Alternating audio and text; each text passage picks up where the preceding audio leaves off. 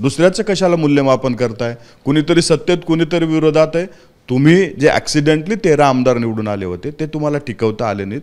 तुमचं अपयश तुम्ही झाकण्यासाठी इतर पक्षाचे मोजमाप काढण्यापेक्षा तुमच्या पक्षाचं मूल्यमापन तुम्ही करावं असं आम्हाला वाटतं. राष्ट्रवादी काँग्रेस पक्षाचे युवकचे प्रदेशाध्यक्ष सूरज चव्हाण आपल्यासोबत आहेत. ज्या पद्धतीनं अजित पवारांवर टीका केली, काय तुमचं म्हणणं आहे? कारण राज ठाकरेंचं स्पष्टपणे म्हणणं होतं की कुठेही जल्लोष दिसत नाही आहे. मुळात अजित पवारांचे 42 आमदार निवडून आलेच कसे? खरं तर राजसाहेब हे राजकारणातले गजनी आहेत. त्यांनी भाषण करताना असं शर्टवर लिहून आणलं पाहिजे की 2019 भाजपाचा प्रचार, 2014 भाजपाचा प्रचार, 2024 भाजपाच्या विरोधात, असं त्यांनी लिहून आणलं पाहिजे. भाषण करताना असं पाहून भाषण केलं पाहिजे. कारण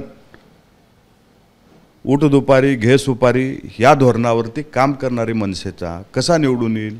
ज्या वेळेस आम्हाला 2024च्या लोकसभा निवडणुकीमध्ये पराजय झाला, अपयश भेटलं, त्यावेळेस आम्ही लोकांमध्ये गेलो.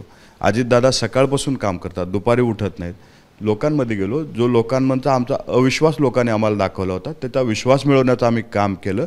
त्यावेळेस लोकांनी आम्हाला आशीर्वाद दिलेत. वेगवेगळ्या योजना लोकांसाठी आम्ही घेऊन गेलो. लोककल्याणकारी योजना आणल्यामुळे हे यश आम्हाला भेटलेलं आहे. सुपारी घेऊन दुपारी उठून असं यश भेटत नसतं. तुम्हाला यश जर भेटायचं असेल तर मेहनत करावी लागते, सकाळी उठावं लागतं, लोकांचे प्रश्न सोडवावे लागतात. हे राजसाहेबांच्याने शक्य नाही. उगाच दर भाषणामध्ये इतरावर टीका करून यश मिळत नसतं. तर भाषणाच्या आधी तुम्हाला जनतेसाठी काय केले सांगावं लागतं.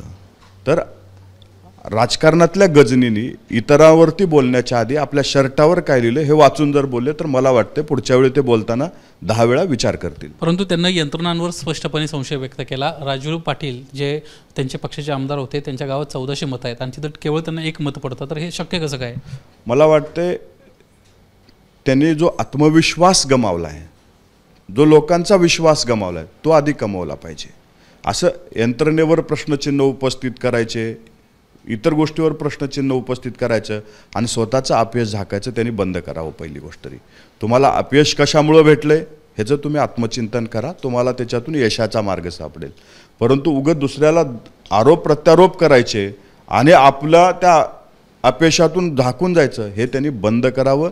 राजसाहेब, तुमच्या आमदाराची केलेली कामं तुम्ही त्या गावात जर सांगू शकला असतात तर मला वाटतंय की तिथं मतं पडली असती. 1 मत पडले, ती पण मला वाटते एक कोणतरी लाभार्थी त्यांचा असेल त्याचंच मत ते असू शकतं. दुसरी महत्त्वाची गोष्ट आहे, या सगळ्या विषयाला दाखला देताना त्यांना बाळासाहेब थोरातांचं उदाहरण दिलं आहे. ज्या माणसानं सलग 7 वेळा निवडणुका जिंकल्या, त्या माणसाचा मोठ्या मतांना पराभव होतो हे शक्य नाही आहे. महाराष्ट्रामध्ये अनेक ठिकाणी अशा पद्धतीची गोष्ट घडली आहे. बाळासाहेब थोरात साहेब या राज्याचे ज्येष्ठ मंत्री होते. काँग्रेसमध्ये 7 वेळा त्यांनी निवडून आलं होतं. त्यांचा एक वेगळा इतिहास या विधानसभा सभागृहामध्ये होता. परंतु तिथल्या स्थानिक जनतेने यावेळेस नाकारलं. बाळासाहेब थोरातांना नाकारलं का? तर नाही. थोरात साहेबाच्या खालची जी यंत्रणा होती त्या यंत्रणेवरचा राग थोरात साहेबावर निघालेला हे थोरात साहेबालाही माहीत आहे. आता बाळासाहेब थोरात साहेबांनी कधी प्रश्नचिन्ह उपस्थित केला का? नाही. आत्मचिंतन करून ते कामाला लागले. उगाच या पक्षाबद्दल कधीतरी बोलायचं, त्या पक्षाबद्दल बोलायचं.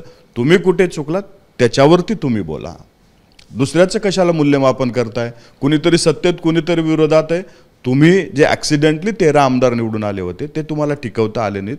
तुमचं अपयश तुम्ही झाकण्यासाठी इतर पक्षाचे मोजमाप काढण्यापेक्षा तुमच्या पक्षाचं मूल्यमापन तुम्ही करावं असं आम्हाला वाटतं. त्यांचा आणखीन एक महत्त्वाचा मुद्दा होता की जो ज्या पद्धतीनं जल्लोष निकालानंतर दिसायला पाहिजे तो जल्लोष दिसत नाही आहे.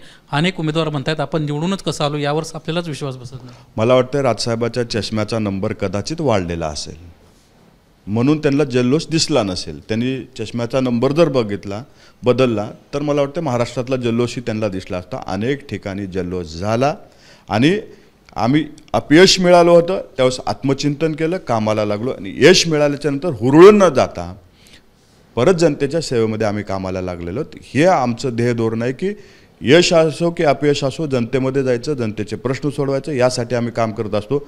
दुपारी उठून सुपाऱ्या घेऊन काम करत नाही हे त्यांनी परत लक्षात ठेवावं. दुसऱ्याच्या यश अपयशावर बोलण्यापेक्षा आपल्या स्वतःचं आत्मचिंतन त्यांनी करावं.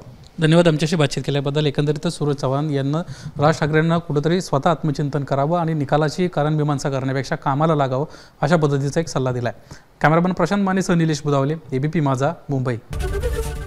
एबीपी माझा, उघडा डोळे बघा नीट.